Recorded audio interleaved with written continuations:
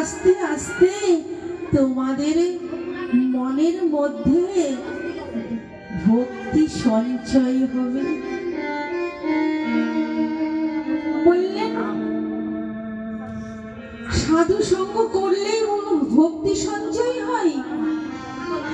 তার প্রমাণ কি জানো মা? কুরুক্ষেত্রের যুদ্ধ হয়েছিল জানো তো? যুদ্ধের পরে অনাদির আদি গোবিন্দ আমার বলছেন, পিসিমা আমি এবারে বিদায় নিই, যুদ্ধ তো সমাপ্ত হয়েছে, আর তো আমার কাজ নেই, আমি এবার আসি। কিন্তু মা আমার কি বললেন জানো? কৃষ্ণ তুমি চলে যাবে? বললেন পিসিমা আমার তো এখানে কাজই নেই গো, কিন্তু আমি যাবার আগে ও পিসিমা তোমাকে একটা বর দিয়ে যাব, তুমি আমার কাছে বর চাও।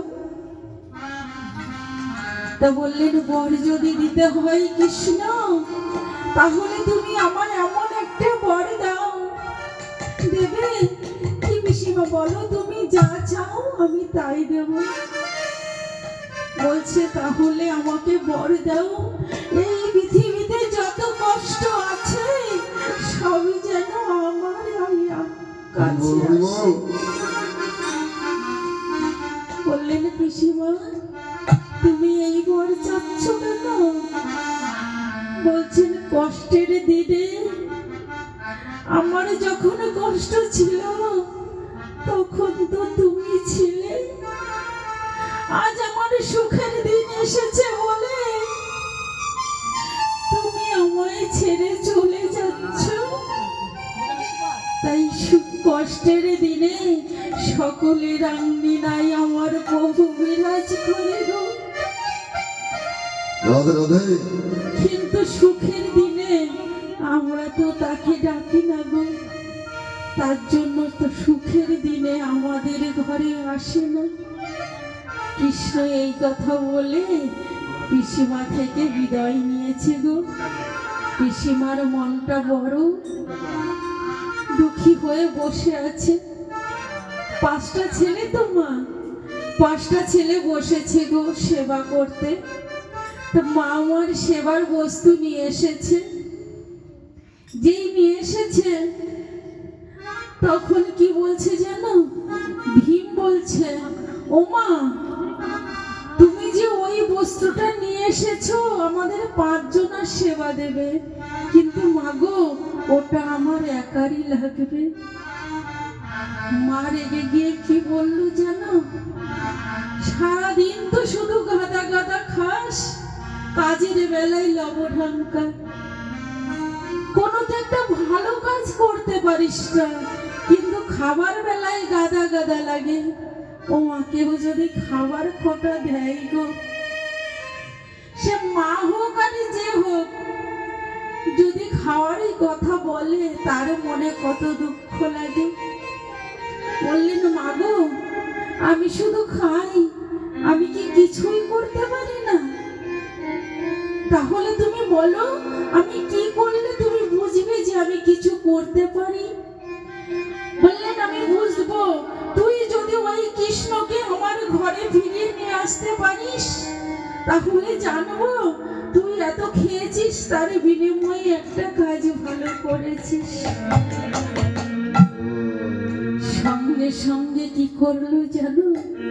ঘরে গিয়ে গদাটা বের করে নিয়ে আসলো। ভীমের গদার ওজন কত জানো? 80 মণ।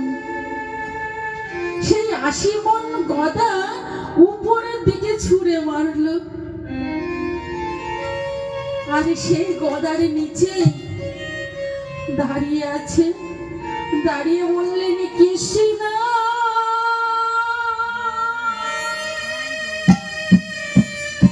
কৃষ্ণ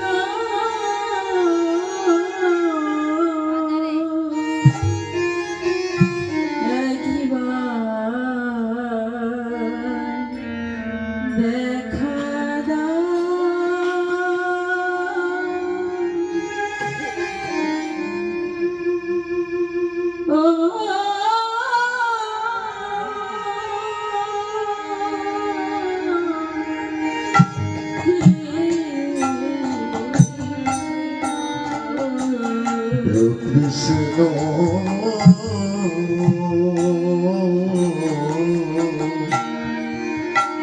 ওর প্রাণ কৃষ্ণ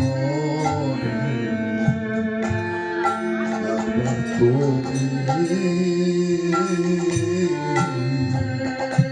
দয়া করে কৃপা করে দেখা দাও। ভক্তের ভগবান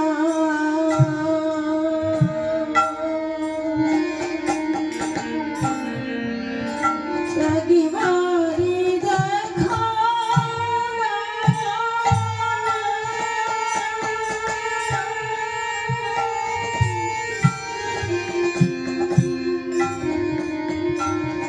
ভক্তের ভগবান তুমি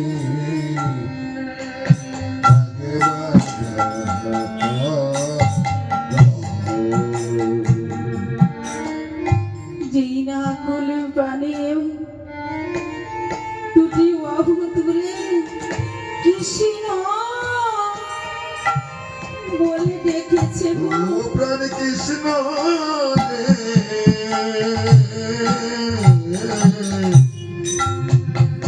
কৃষ্ণ হে কৃষ্ণ